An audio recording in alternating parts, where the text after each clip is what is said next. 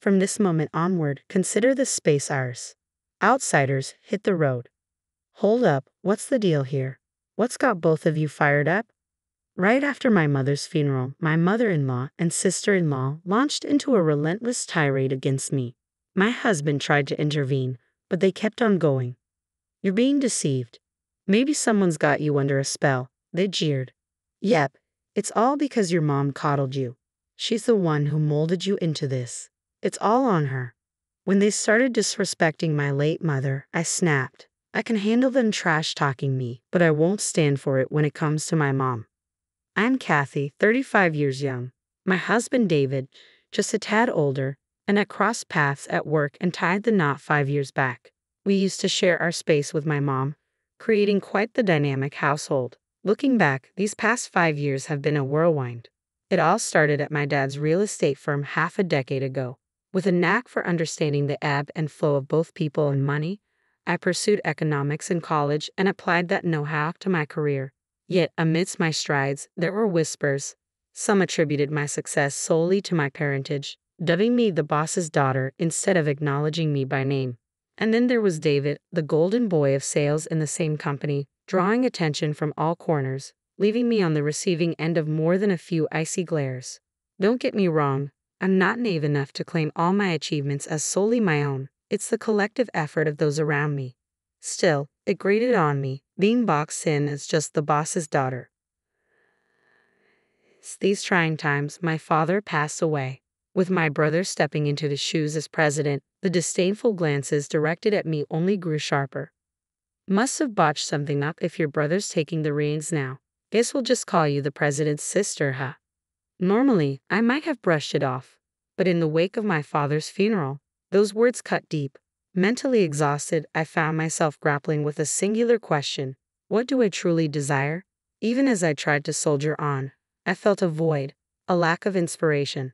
And then, almost impulsively, I uttered those fateful words to my husband David. I want to be an investor. Instead of dismissing my seemingly outrageous aspiration, he stood by me, offering his unwavering support. When I confessed to my mom my desire to quit my job and delve into investing, her response stung. You should have pursued what you love from the start, without fretting over your father. Despite the rawness of my father's passing, her words felt like a wake-up call. Previously consumed by the negatives, her smile ignited a newfound resolve within me, one that cared little for the opinions of others.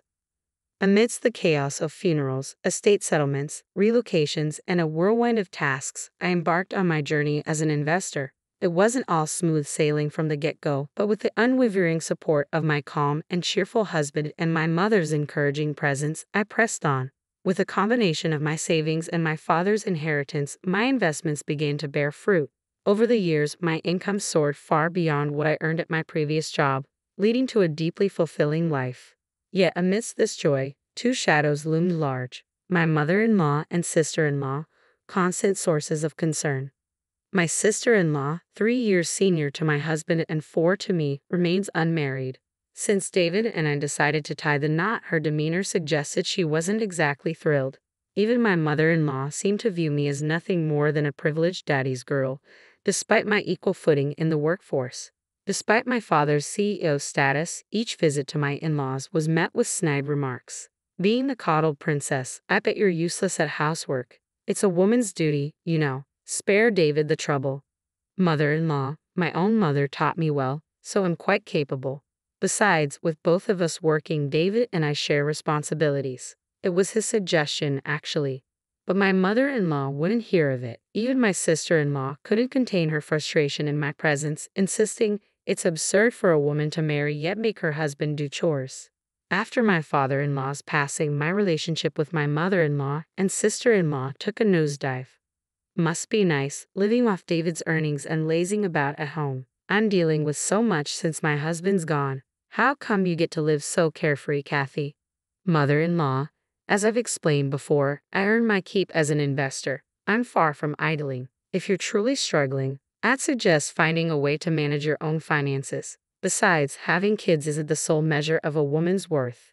With my father-in-law's demise, my mother-in-law's fixation on money intensified. She seemed resentful of my perceived ease, despite my commitment to my work as an investor. Yet I wasn't inclined to hand over any cash. Every visit to the in-laws revealed more lavish purchases, making it clear where any allowance would end up. I loved David, a man of unwavering trust, and I chose to shield him from the truth about his family. There came a moment when I found solace in confiding in my own mother. Why can I conceive? The weight of uncertainty as I approached 35, coupled with incessant inquiries from my mother-in-law about when will you start a family, became overwhelming. Her hurtful words labeling me as useless echoed in my mind, and I couldn't contain my frustration. So I poured out my heart to my mother, seeking understanding. Well, I had you when I was 35, so there's no need to worry. Timing is in God's hands, dear. He'll guide us when the time is right. Her comforting words lifted a burden from my soul. From then on, even amidst my mother-in-law's persistent mentions of children, I found reassurance. Children, after all, are a precious blessing. After enduring 5 tumultuous years, a sense of calm finally settled in. Then, unexpectedly, my world was rocked once more by the sudden passing of my mother. Struck by a subarachnoid hemorrhage, she, my guiding light, slipped away, leaving me engulfed in sorrow. David, my steadfast companion through years of shared life, seemed equally shaken. Despite his kindness and support, the funeral arrived before we could fully grasp the void left by my mother's absence. As mourners gathered to bid farewell to my mother, a former executive at the company my brother now led, among them stood my mother-in-law and sister-in-law. It appeared they had chosen a moment when David was absent. "No need for you to be here, Dolan," my mother-in-law remarked curtly, offering no condolences. They proceeded to sign the register, leaving me stunned by their callousness. Yet upon David's return, their demeanor shifted instantly. "You might be struggling, but Kathy's shock is likely even greater. You need to be there for her," they'd insist, seemingly mindful of my emotions. Later, as exhaustion from the whirlwind of recent days weighed heavily on me, the doorbell pierced the quiet of our home. My husband, ever considerate, answered it, assuming my mother-in-law and sister-in-law had come to offer support. Without a moment's hesitation, he ushered them inside. As they entered the living room, their glances towards me twisted into unpleasant smirks. And then came words I never expected. "From today onwards, this is our domain. Outsiders need to leave, Mom," David exclaimed, his surprise evident. My mother-in-law's words poured forth unabated. "Until now, we've tolerated your presence because your mom was here, but now, only jobless Kathy remains. If you let yourself be leached by such a woman, you'll ruin yourself. We'll move in with you, so you need to divorce Kathy." "Mom, what are you saying? Especially now. And what do you mean by jobless?" "I've explained countless times that Kathy is an investor. When you say investor, it sounds like she has a real job. But let's be honest, isn't she just dabbling in stocks? How can such a woman be a wife? You could do so much better." "Wait a second. What's all this about bad-mouthing Kathy? What exactly are you two insinuating?" "Kathy earns her own keep. Don't belittle her efforts. You're the ones being misled. You've been under Kathy's mom's influence all this time. Haven't you been brainwashed?"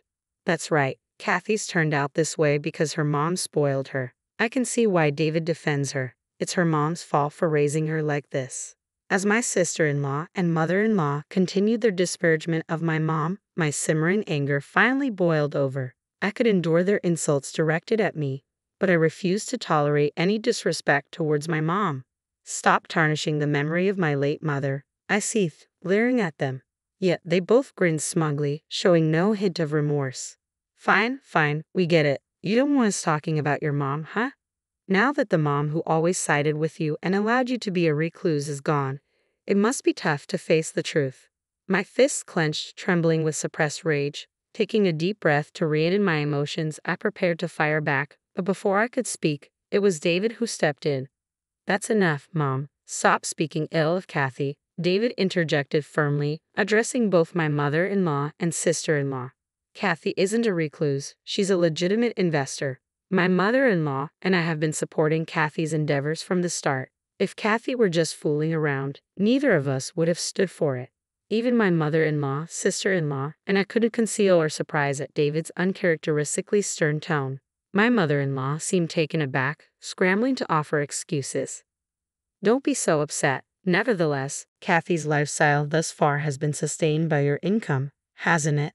You've provided her with a privileged life, even buying her this lavish condo." Poor David. If you move in with us, we'll take care of all the household chores. Just give us a small allowance. That's all we need. Isn't that right, Mom? My mother-in-law's words were cut short by David's flustered voice. This apartment belongs to Kathy. What?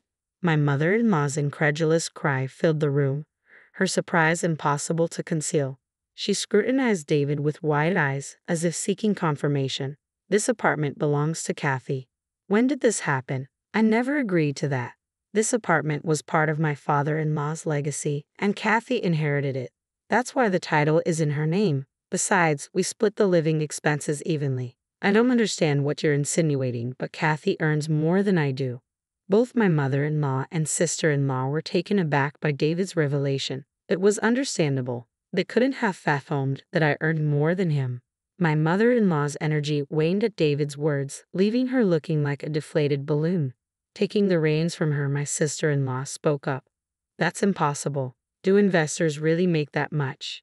Just by trading stocks as an individual? I can't speak for other investors, but perhaps Kathy has a knack for it. Regardless, the facts remain. How dare you undermine my beloved wife? This is our home. Stop kidding around, both of you. Leave now. Upon hearing David's words, my sister-in-law spiraled into panic. What? Hold on. We came here expecting to move in today. What? Now it was my turn, along with my husband, to exclaim in surprise. You sold our house. Why the sudden decision? You could have at least discussed it with me. We thought we could stay here. And we were strapped for cash. I quit my job, assuming you'd support us. If you don't let us stay, we'll be in serious trouble. Mom, please say something. With pleading eyes fixed on David, my sister-in-law shook her mother, who seemed frozen in shock. But the magnitude of the situation left my mother-in-law in a daze. My sister-in-law, her confidence shattered, now clung to me for support. Hey, Kathy, I'm sorry. Please talk to David for me. We can't go on like this. You mentioned you sold your house, so you must have some money saved up, right? I spoke coolly to my clinging sister-in-law, prompting her to lash out at me. Don't act clever. Just because your investments turned out well, don't think you're above everyone else. Know your place. Enough is enough. David's voice boomed, drowning out even my sister-in-law's protests. He fixed a piercing stare on her as she fell silent. Forget about the house. I won't even demand my share. Just leave right now. With that, my husband practically escorted his mother and sister out, firmly locking the door behind them. For a while, we could hear the persistent ringing of the doorbell and pounding on the door, but eventually the noise faded into silence. After that ordeal, word from relatives had it that my mother-in-law and sister-in-law had secured a modest apartment to rent and were now living together. Their old family home, nestled in a remote area, didn't fetch much on the market, given its location and the value of the land. My sister-in-law struggled to land a decent job, and their funds quickly dwindled. Despite their repeated attempts to rely on David and me, we firmly shut the door each time. They resorted to selling off their designer possessions and now reportedly scrape by with part-time jobs, working tirelessly from dawn till dusk. Meanwhile, I've enjoyed the freedom that comes with being an investor, no longer subjected to hurtful remarks. And as my late mother had foretold, we're preparing to welcome a new member into our family next year. Once again, I'm grateful for her timely blessings.